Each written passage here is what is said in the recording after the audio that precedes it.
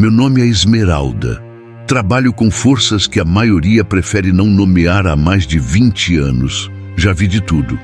Pessoas desesperadas, pessoas quebradas, pessoas que chegam sem esperança buscando soluções onde a vida comum já não as oferece. Sempre ajudei. Essa é a minha função. Não julgo, não questiono. Cada um chega com sua carga e eu faço o que está ao meu alcance. Mas há 15 anos chegou uma mulher que quebrou essa regra. Ela se chamava Jezabel. Tinha 34 anos quando bateu à minha porta. Chegou numa quinta-feira à tarde.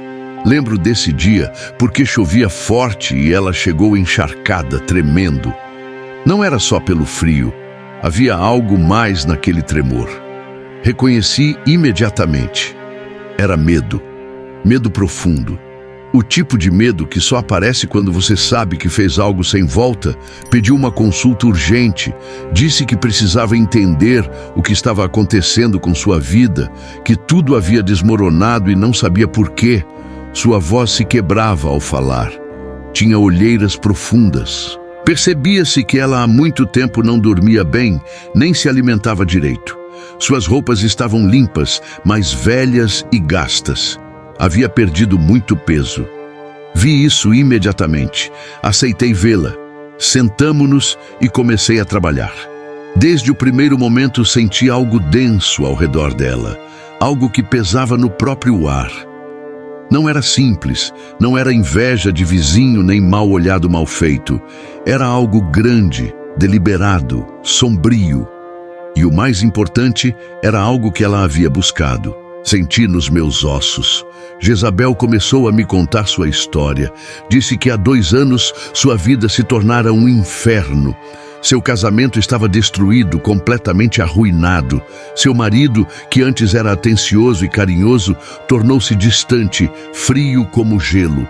Já não a tocava, não a olhava. Dormiam na mesma cama como estranhos, como pessoas que se toleram, mas não se suportam. Ela tentou falar com ele muitas vezes. Perguntava o que estava acontecendo, o que havia mudado, por que ele não a amava mais. Ele apenas dizia que estava cansado, que tinha muito trabalho, que precisava de espaço. Mas Jezabel sabia que era mentira, via isso nos olhos dele. Já não havia nada ali para ela, nem amor, nem carinho, nem mesmo indiferença. Havia rejeição, nojo, até o dinheiro também se foi. Antes viviam bem, não eram ricos, mas nunca faltava nada. Tinham um pequeno negócio de venda de roupas, uma loja no centro e iam razoavelmente bem. Vendiam bem, pagavam suas contas em dia, até economizavam um pouco todo mês. Mas de repente, tudo começou a falhar. Os fornecedores deixaram de cumprir as entregas. Quando chegava a mercadoria, vinha defeituosa ou incompleta. Os clientes que antes compravam sempre pararam de ir. A loja ficava vazia por horas. As vendas caíram pela metade, depois para menos da metade. As contas começaram a se acumular. Primeiro foi o aluguel da loja, depois os serviços, depois dívidas com fornecedores. Em 6 meses tiveram que fechar o negócio. Perderam tudo que haviam investido. Perderam anos de trabalho. Endividaram-se até o pescoço. Jezabel teve que vender suas joias, as que sua mãe lhe havia deixado.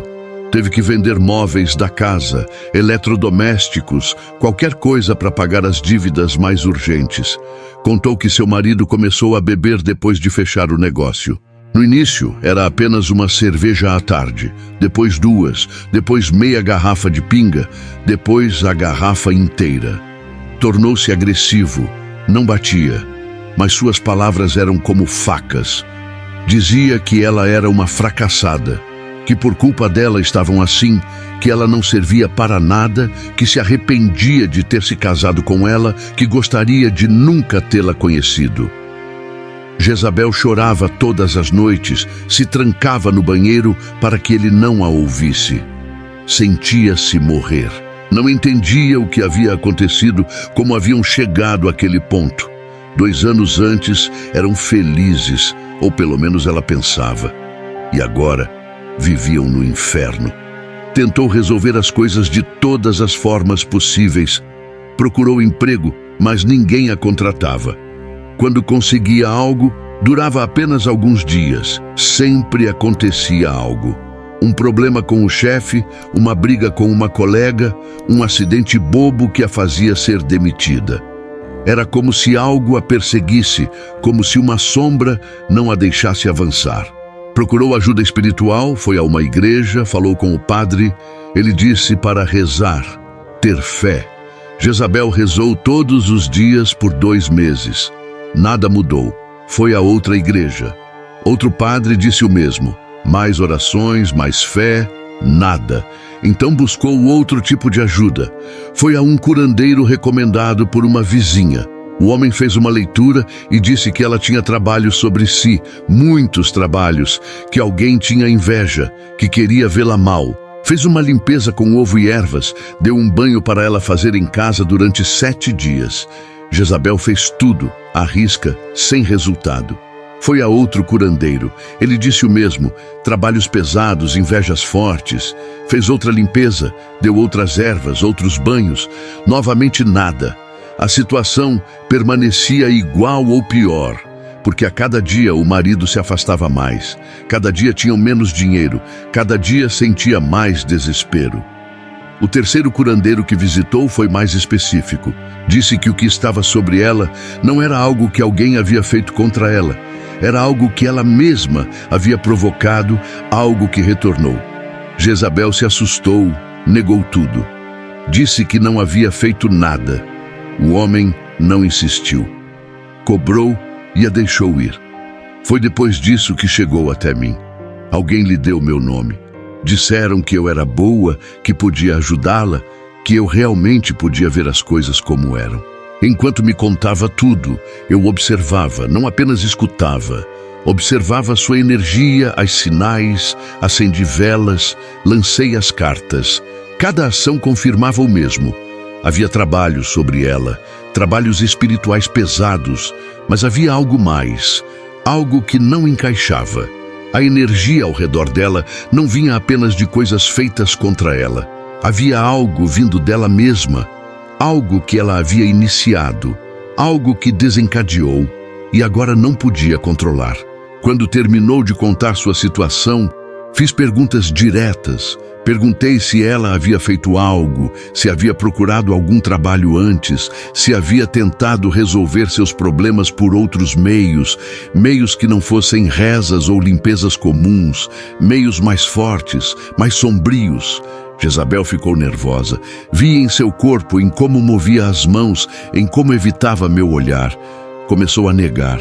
Disse que não, que nunca faria algo assim, que só queria descobrir quem estava lhe fazendo mal, que precisava se livrar disso, que queria paz, recuperar seu marido, sair das dívidas. Mas não acreditei. Vi muitas pessoas mentirem, sei como sei. Vejo a mentira no corpo de alguém, e Jezabel estava mentindo, eu sabia, sentia. Disse que precisava da verdade completa, que não poderia ajudá-la se escondesse coisas, que o que via era muito específico, muito direcionado, não era coincidência, não era só má sorte.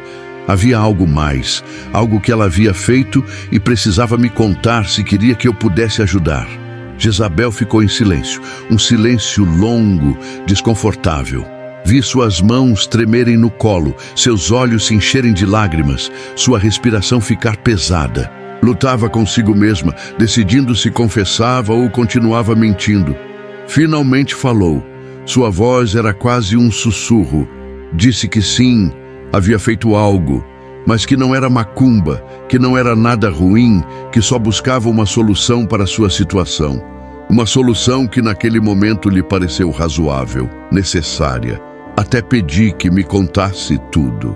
Desde o início, sem omitir nada, disse que se escondesse algo, mesmo pequeno, não poderia ajudá-la. Precisava saber exatamente o que fez, como fez e com quem. Jezabel respirou fundo, fechou os olhos por um momento, depois os abriu e começou a falar. Contou que tudo começou 2 anos e meio antes. Naquele tempo, tudo em sua vida era normal. Seu casamento não era perfeito, mas era bom. O marido a amava, eram carinhosos, tinham planos juntos. O negócio ia bem, não se preocupavam com dinheiro, tinham o suficiente. Viviam tranquilos, mas Jezabel sentia que faltava algo. Não sabia bem o que. Apenas sentia um vazio, uma insatisfação. Olhava outras mulheres e sentia inveja. Mulheres com vidas que pareciam perfeitas. Mulheres que postavam fotos nas redes sociais viajando, comprando roupas caras, comendo em restaurantes elegantes, vivendo em casas grandes, dirigindo carros novos. Jezabel começou a se comparar.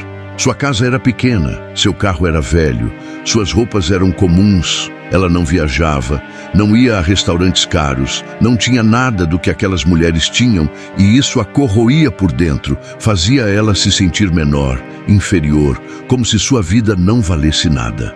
Seu marido não entendia essa insatisfação. Ele era feliz com o que tinham, não precisava de mais. Dizia que o importante era estarem juntos, que o resto não importava, mas para Jezabel importava, e muito. A inveja cresceu, virou obsessão.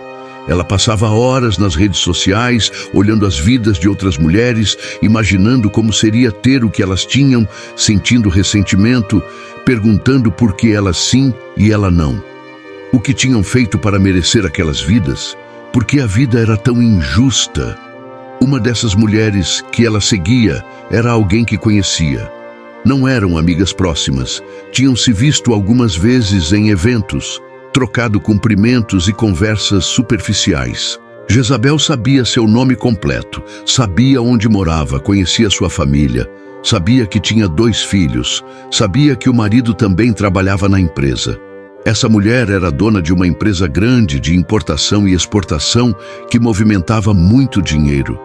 Jezabel a seguia obsessivamente nas redes, via cada foto publicada, lia cada comentário, guardava imagens no celular, sabia de memória os lugares que frequentava, os restaurantes, os hotéis, os países. A mulher sempre parecia radiante, sempre sorrindo, sempre perfeita. Roupas de marca, joias caras, maquiagem impecável, cabelo perfeito, tudo nela era perfeição. E Jezabel sentia que aquela vida lhe havia sido roubada, que deveria ser ela vivendo daquele jeito, que era injusto aquela mulher ter tudo e ela nada. A inveja virou obsessão, a obsessão virou ressentimento profundo, o ressentimento virou algo mais escuro. Jezabel começou a odiá-la, a desejar que ela sofresse, a imaginar como seria se aquela mulher perdesse tudo, se sua vida desmoronasse, se acabasse na rua. Jezabel fantasiava com isso. Sentia prazer ao imaginar, mas não era suficiente. Não queria apenas que a outra perdesse, queria ganhar, queria ter o que aquela mulher tinha. Procurou formas de conseguir. Passou a ler sobre feitiços de dinheiro, trabalhos de prosperidade, amarres para atrair abundância, mas nada parecia suficiente. Eram coisas pequenas, lentas, incertas. Queria algo maior, algo definitivo, algo que lhe desse tudo de uma vez. Tudo que aquela mulher tinha, seu dinheiro, sua empresa, sua vida perfeita. Foi então que ouviu falar do intercâmbio. Uma conhecida comentou casualmente que existia uma forma de trocar vidas completamente, de tomar tudo de bom de outra pessoa e de mudar destinos. Jezabel se fixou nessa ideia. Começou a pesquisar, a perguntar com cuidado, a buscar informações. Levou meses, mas finalmente encontrou alguém, uma mulher que trabalhava com coisas fortes, muito fortes, que disse que sim, que esse tipo de trabalho existia, que era possível, que se chamava troca de cabeças. Quando Jezabel me disse essas palavras, senti um frio percorrer meu corpo inteiro. Eu conheço esse trabalho, sei o que implica, sei as consequências, sei que quem o faz não tem retorno, sei que é uma das coisas mais perigosas e sombrias que existem. Perguntei se ela sabia realmente o que havia feito, se entendia o que significava aquele trabalho. se tinham explicado as consequências. Jezabel me olhou com os olhos cheios de lágrimas. Assentiu devagar. Disse que naquele momento só pensava no dinheiro, na prosperidade, em ter a vida daquela mulher. Não quis pensar em mais nada. Contou que a mulher que fez o trabalho explicou que era uma troca total, que tudo de bom da empresária passaria para ela, mas também tudo de ruim, absolutamente tudo. Perguntou se ela tinha certeza. Jezabel disse que sim. Assinou papéis, pagou muito dinheiro, forneceu dados da empresária, nome completo, data de nascimento, endereço, fotos, tudo o que conseguiu. O trabalho levou 3 semanas.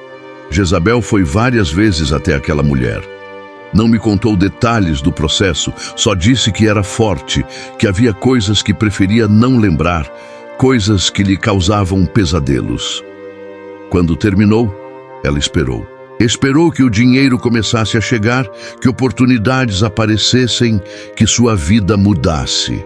Mas nada disso aconteceu. Aconteceu o contrário. Sua vida começou a desabar. Seu marido começou a se afastar, o negócio começou a falhar. O dinheiro começou a sumir. E apareceu algo mais, algo que Jezabel não esperava. Dor, muita dor física. Jezabel contou que a dor começou cerca de 1 mês depois que o trabalho terminou. No começo era leve, incômodos nas articulações, especialmente nas mãos. Achou que era estresse, que era normal se sentir mal fisicamente com tudo que estava acontecendo. Tomou analgésicos, o alívio durava algumas horas, mas a dor voltava, cada dia pior. A dor se espalhou para os braços, pernas e costas. Era uma dor constante, pontiaguda, como se algo estivesse comendo os ossos por dentro. Os analgésicos pararam de funcionar. Ela tomava 3 ou 4 comprimidos por dia. Nada. A dor continuava, cada vez mais forte. Foi a médicos. O primeiro disse que era fibromialgia e receitou remédios. Não funcionaram. Foi a outro. Ele fez exames de sangue, raios-x, tudo normal.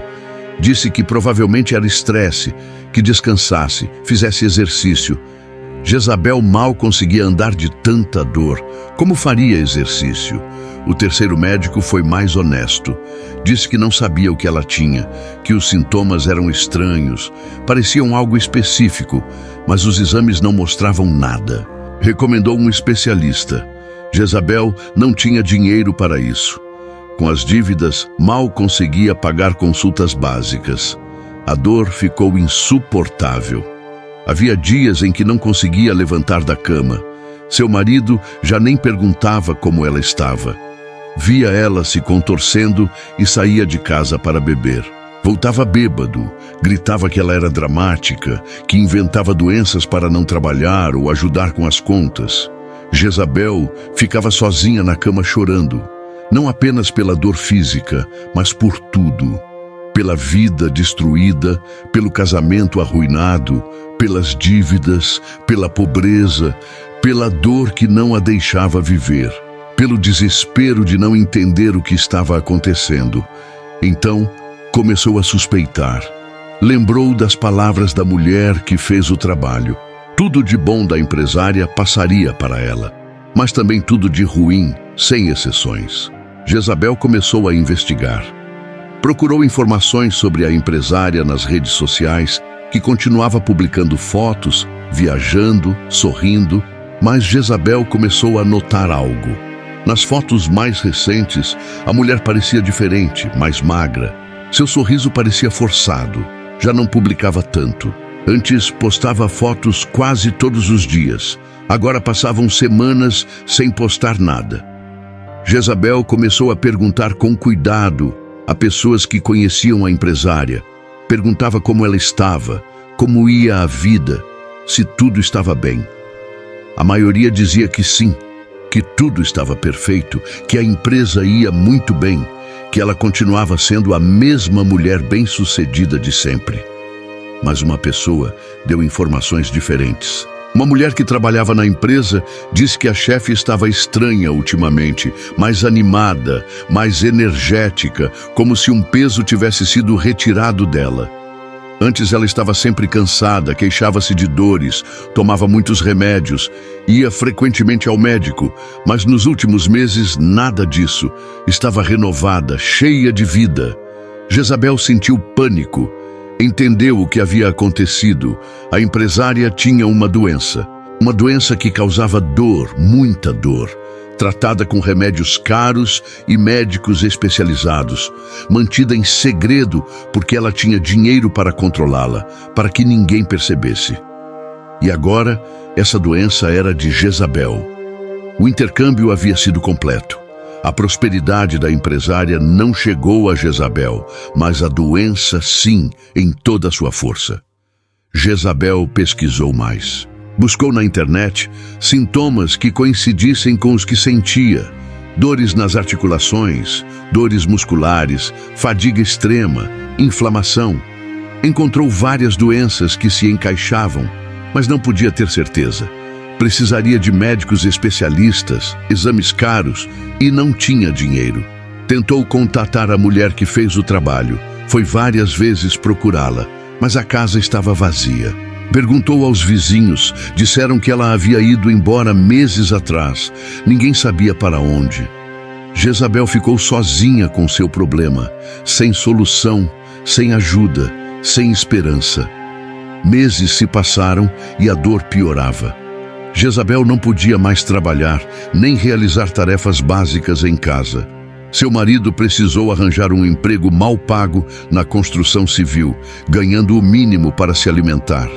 As dívidas continuavam aumentando, a situação piorava a cada dia. O casamento se destruiu completamente. Um dia o marido disse que não a suportava mais, que iria embora, que não aguentava a situação, as dívidas, sua doença, tudo. Jezabel implorou para que não a deixasse. Ele foi embora mesmo assim, deixando-a sozinha, doente, pobre, sem nada. Quando Jezabel terminou de me contar tudo, ficamos em silêncio. Eu processava o que ouvira. Ela esperava minha reação. Esperava que eu dissesse que podia ajudá-la, que havia solução, que podia reverter o que havia feito. Perguntei se ela entendia a magnitude do que havia feito. Jezabel assentiu. Disse que sim, agora entendia, que se arrependia. Faria qualquer coisa para desfazer, voltar no tempo, nunca ter feito aquele trabalho. Preciso explicar algo sobre a troca de cabeças. É um dos trabalhos mais pesados e perigosos que existem. Envolvem forças muito escuras, coisas que não deveriam ser movidas, com consequências irreversíveis. Não vou dar detalhes de como funciona, nem explicar o que é necessário ou como se faz. É informação que não deve estar nas mãos de qualquer um. É demasiado perigoso. Posso dizer que quem faz esse trabalho está brincando com seu destino da forma mais perigosa possível, tomando algo que não lhe pertence, quebrando leis naturais, mexendo com o karma de outra pessoa. E isso sempre tem consequências terríveis. O problema da troca de cabeças é que é um intercâmbio total. Não se pode escolher o que tomar e o que deixar. Não se pode dizer, quero o dinheiro, mas não a doença. Quero a prosperidade, mas não os problemas. Não funciona assim. É tudo ou nada. Você toma a vida completa da outra pessoa, com todo o bom e todo o ruim, com tudo visível e tudo oculto. Jezabel pensou que a empresária só tinha coisas boas. Dinheiro, empresa de sucesso, vida perfeita. Não parou para pensar que ninguém tem uma vida completamente perfeita. Todos carregamos algo, todos temos problemas, alguns visíveis, outros escondidos. A empresária escondia muito bem sua doença, tinha recursos para isso. Ninguém sabia, ninguém suspeitava, mas a doença estava lá e agora era de Jezabel para sempre. Perguntei se a mulher que fez o trabalho havia explicado isso, avisado. Jezabel disse que sim, que disseram que era um intercâmbio completo, mas ela achou que se a empresária tivesse algo ruim, não seria tão grave. não se continuasse vivendo normalmente, não se continuasse sendo bem-sucedida. Jezabel acreditou que poderia lidar com qualquer coisa que viesse, se viesse acompanhada de dinheiro. Mas o dinheiro não veio, só a doença veio. A prosperidade permaneceu com a empresária porque ela tinha a infraestrutura para mantê-la. Empresa, contatos, conhecimento, equipe de trabalho, tudo necessário para manter o dinheiro fluindo. Jezabel não tinha nada disso. Então, a prosperidade não teve onde aterrissar em sua vida. Ficou flutuando, sem se manifestar, sem se tornar real. Mas a doença sim, porque a doença não precisa de infraestrutura, só precisa de um corpo. E Jezabel deu o seu. Expliquei tudo isso a ela. Disse que o que havia feito não tinha reversão, que não havia como devolver, que esse tipo de trabalho não pode ser desfeito. Uma vez feito, feito está para sempre. Jezabel começou a chorar, um choro desesperado. Suplicou que eu fizesse algo, qualquer coisa, que a ajudasse, que tinha que haver uma forma, que não podia ser que não houvesse solução. Disse a verdade. Quando você faz um intercâmbio desse tipo, aceita tudo que vier. Você assinou um contrato espiritual. Não importa quanto se arrependa depois, não importa quanto suplique, não importa quanto ofereça, o que está feito, está feito. Jezabel perguntou se ao menos poderia ajudá-la com a dor, dar algo para aliviá-la, para viver com menos sofrimento. Foi aí que tomei minha decisão. Disse que não iria ajudá-la. Jezabel ficou em choque, perguntou por quê. Disse que porque o que ela fez estava errado. Profundamente errado. Tentou roubar a vida de outra pessoa. Desejou o mal alheio. Usou forças escuras para benefício próprio sem se importar com consequências. Agiu por inveja, por ganância. Disse que já havia pago o suficiente, que estava sofrendo, que havia perdido tudo, que sua vida era um inferno, que merecia uma segunda chance. Respondi que as consequências de suas ações não eram castigo imposto por mim ou por outro, eram resultado natural do que havia feito. Jogou com fogo, se queimou. Não era injustiça. Era exatamente o que deveria acontecer. Disse que cada pessoa tem o karma que tem, os problemas que tem, as lições que precisa aprender. Tentar tomar o karma de outra pessoa, trocar sua vida pela de alguém, é ir contra as leis mais básicas do universo e o universo sempre cobra. Não ajudo quem usa magia para fazer mal, não ajudo quem age por inveja e ganância. Jezabel se levantou, ainda chorando. Disse que eu era cruel, má. Como podia negar ajuda quando mais precisava? Disse que não era crueldade. Era consequência, precisava aprender a viver com o que havia feito. Essa era a sua lição. Saiu da minha casa naquele dia e não voltou a me procurar por meses. 6 meses se passaram sem notícias de Jezabel. Nesse tempo, continuei meu trabalho normal, ajudando outras pessoas. 1 mês depois recebi a notícia. Uma conhecida em comum me ligou e disse que Jezabel havia morrido, que faleceu em sua casa, sozinha. Seu ex-marido a encontrou 2 dias depois. Tinha ido levar comida. A encontrou na cama. A dor finalmente foi demais. A conhecida me perguntou se eu sabia qual doença ela tinha. Disse que não. Jezabel nunca descobriu com certeza.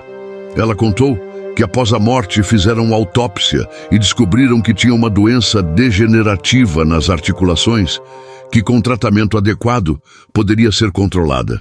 A pessoa poderia viver anos, décadas até, com qualidade de vida aceitável, mas sem tratamento, a dor se tornava insuportável, o corpo se deteriorava rápido, ossos se deformavam, músculos atrofiavam. Era uma morte lenta e dolorosa. A empresária continua viva, bem-sucedida e próspera. Deve achar que foi milagre divino curar-se da dor, que a doença simplesmente desapareceu. Provavelmente acredita que foi obra de Deus, que suas orações funcionaram, que teve sorte.